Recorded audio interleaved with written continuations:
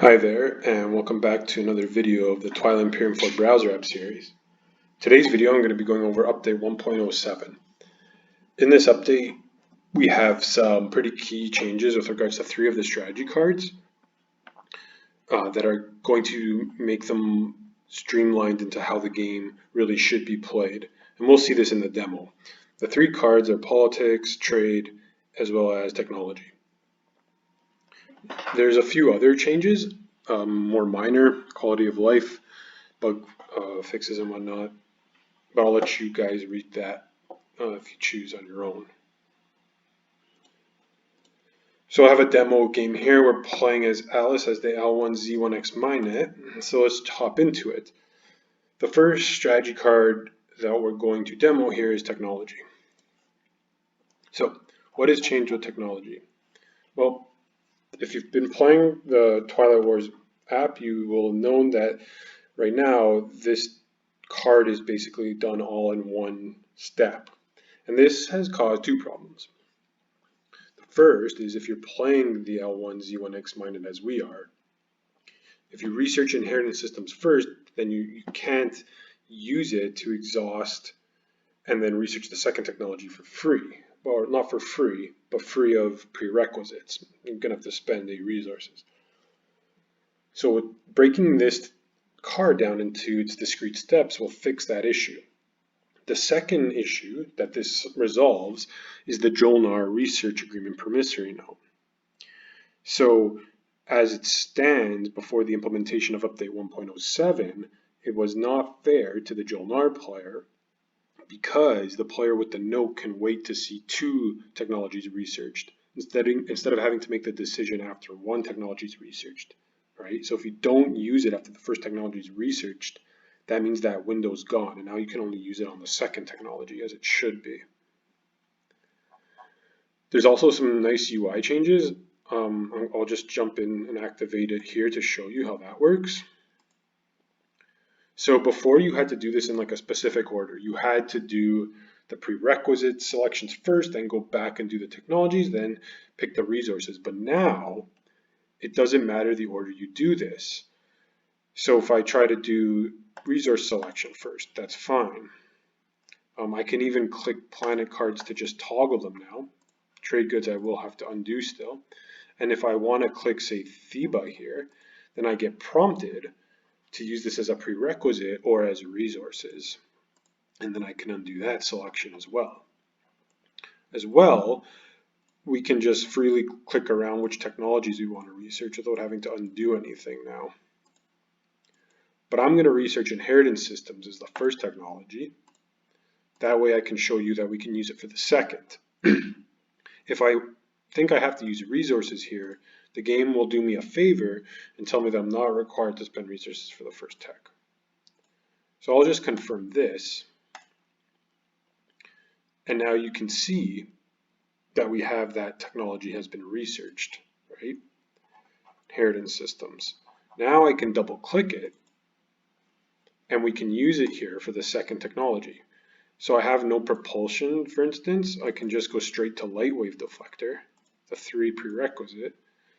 And now let's say I forget that I'm using inheritance systems because it costs an extra 2 resources. If I try to confirm this, it's insufficient. That we already know. So we have to spend 2 more there. And now you can see we have light wave deflector from using inheritance systems. If we try to double click inheritance systems again, we cannot because it's exhausted.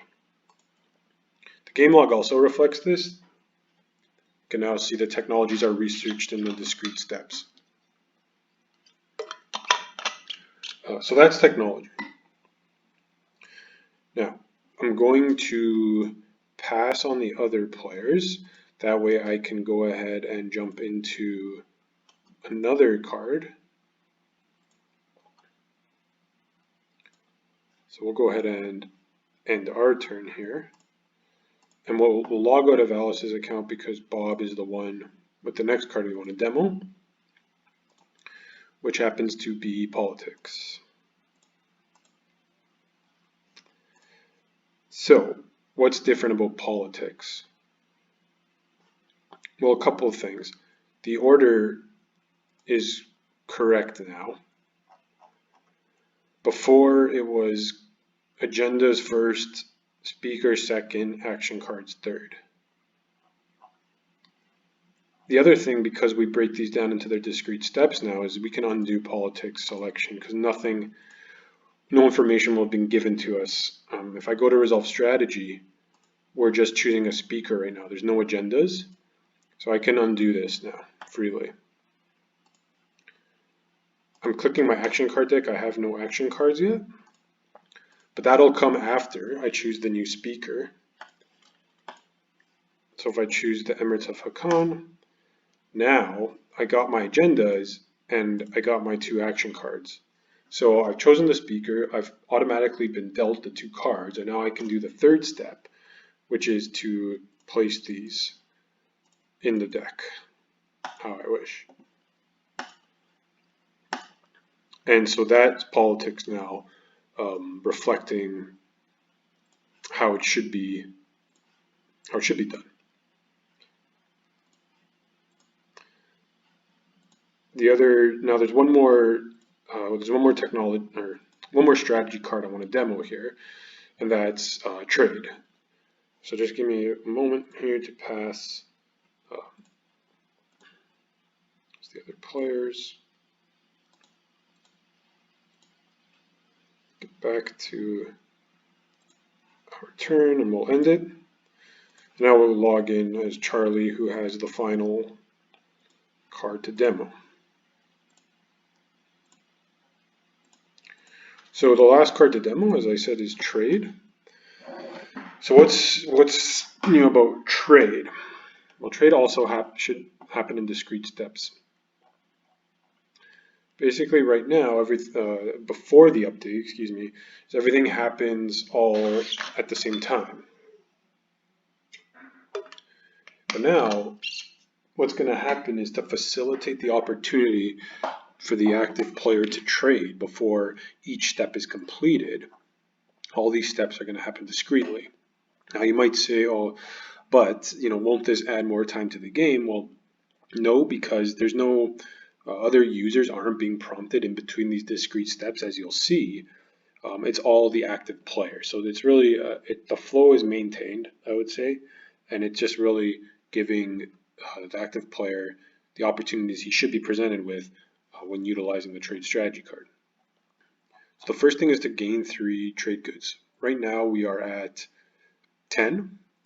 So let's go ahead and activate trade. So first thing is nothing has happened yet. No, still at 10, 0 to 6. So we can still undo this. That's fine. So activating trade. First thing is really basic. It's just gain 3 trade goods. And we click resolve strategy to do that. So we confirm. Now you can see that we have 13 trade goods, right?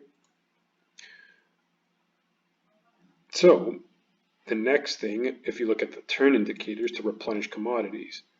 Right, so here, let's say we were already at 6 of 6 or something, right? We get the opportunity to trade away our commodities after we've gained the trade goods, right? So we have this window here. You also notice the undo button's gone because we've already changed the game state. So replenish commodities. Now we're at 6 of 6, and another window opens up here to trade those new commodities or trade goods or whatever we want, really, before we choose who we want to replenish. And this now is what you're used to seeing prior to the update, right?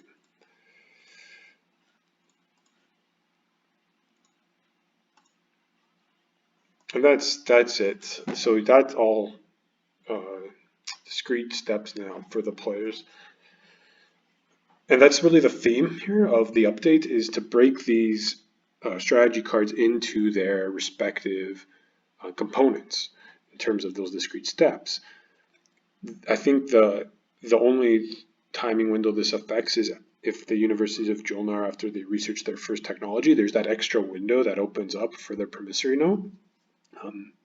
It does add some extra time to the game, but I think it's important and I think it's needed.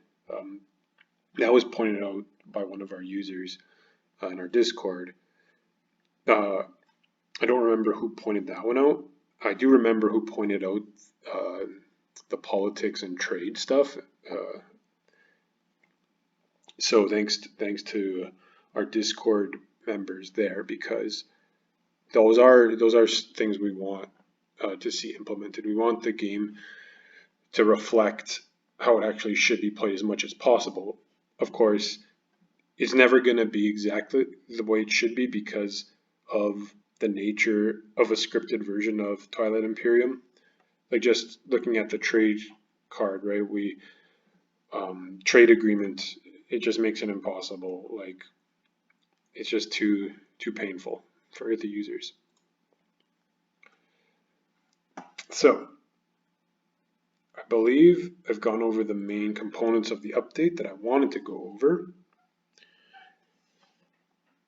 This is hopefully gonna, you know, I see sometimes we get new users in the Discord and they're surprised at how the app sometimes handles implementation differently, and we don't want that to be because it seems like we're just making up our own rules, right? Like in cases like these for these strategy cards, I think these are important changes because we want players to feel accustomed to how they remember Twilight Imperium being played, and that way it makes learning the app easier, right? You don't have to worry that you are misunderstanding rules or anything. You can just focus on other things. So that's important. And we might look in the future to alter maybe perhaps construction. I don't think it's as big a deal right now to break construction up into 2 discrete steps because I think it works fine the way it is. But yeah, maybe we'll see. Yeah, thanks. We also have the minor fixes, the space cannon help defense. That's again due to one of our Discord users, as well as the Starforge message change.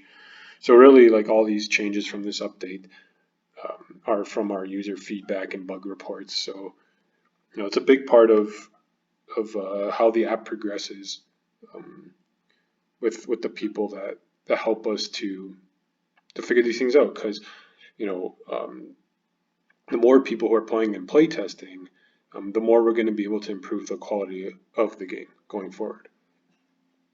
With that said, I think for the next update, we might look into implementing a new faction. No promises, but there's one particular faction that we kind of feel like we have a good grasp on how we're going to do it. The last 4 are pretty challenging.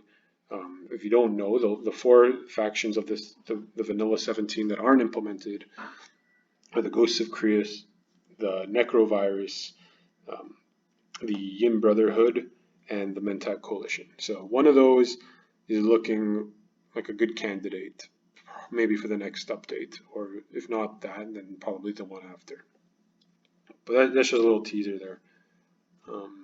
Won't tell you who though, just have to guess. Okay, so that does it for me in this video. Yeah, hope you enjoyed the new updates and take care. We'll see you in the next one.